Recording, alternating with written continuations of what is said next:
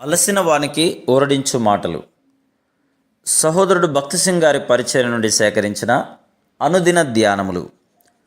June 21.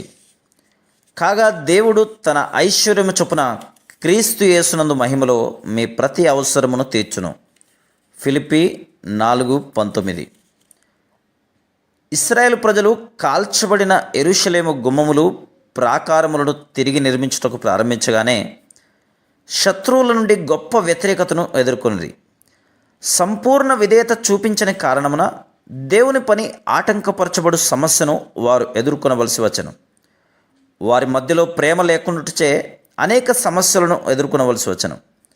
ఆ సమయంలో ఆ దేశంలో కరువు వచ్చెను. క్షామమున్నందున వారి భూములు, ద్రాక్ష తోటలు, ఇండ్లును కుదువ పెట్టవలసి వచ్చెను. నెహెమ్యా గ్రంథం 5వ అధ్యాయం 3-4 వచనములు. కొంతమంది యూదులు వడ్డీ తీసుకొనుటకు ఆరంభించిరి. విశ్వాసులముగా అవసరతలోనున్న వారికి సహాయపడుట మన కర్తవ్యమై ఉంది. ఇది మనం చెయ్యని పక్షమున దేవుని పనిని పాడు చేయువారమగుదుము. దేవుని పిల్లలముగా మనము డబ్బు కానీ ఆహారము కానీ అడుక్కొనలేము.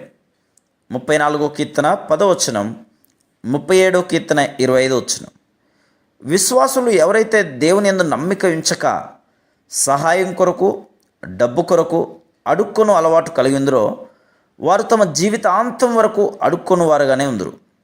అవసరతలో ఉన్నవారు తమ అవసరతల కొరకు ఎట్లు ప్రార్థించవలనో నేర్చుకొనవలను. తమకు అవసరమైన దానికంటే అధికంగా కలిగిన వారు తాము సహాయం చేయు నిమిత్తం ఎవరు అవసరతలో ఉన్నారో వారిని ప్రార్థించి కనుగొనుట వారి కర్తవ్యమై ఉన్నది.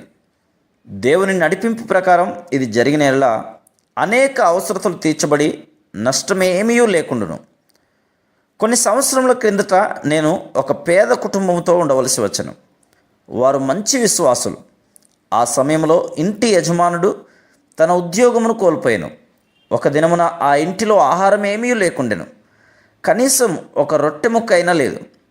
ఏమాత్రము సనగకుండా చిన్న పిల్లలతో సహా అందరూ ప్రార్థించ మొదలుపెట్టిరి. దేవుడు తమ అవసరతలు తీర్చునని వారు విశ్వసించిరి కనుక వారు అడుక్కొనవలసిన అవసరత లేదు. మేమింకనూ ప్రార్థనలో ఉండగా ద్వారము దగ్గర పెద్ద ధ్వని వినబడెను. ఎవరో పెద్ద రాతితో ద్వారమును కొట్టిరని తలంచితిమి.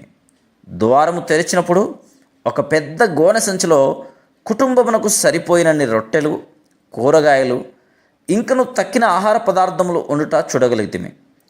విశ్వాసముగా మనం అడుక్కునుటకు ప్రారంభించిన మనల్ని బట్టి దేవుడు ఏమాత్రమును సంతోషించడు. కానీ మనం అడుక్కుని వారంగానే ఉండదము. Praise the lord.